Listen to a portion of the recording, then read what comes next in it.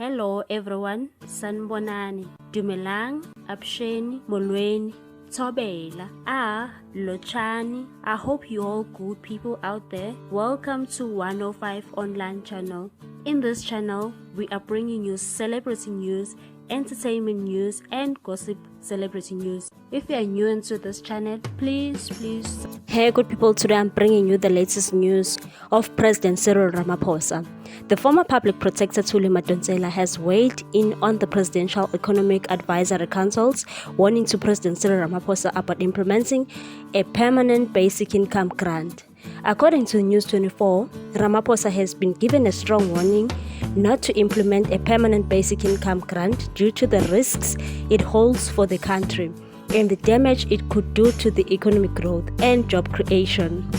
Madonsela disagreed, saying the grant is not pitched at the poverty level.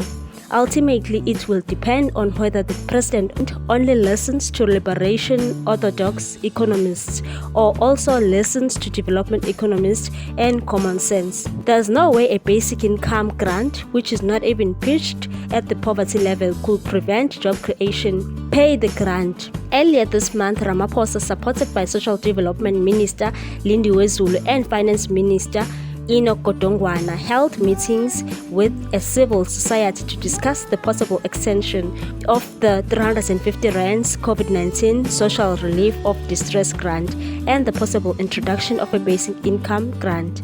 The presidency said the meeting affirmed the need to work towards affordable and sustainable social protection mechanisms that complement job creation and drive local demand with due consideration of the fiscal implications.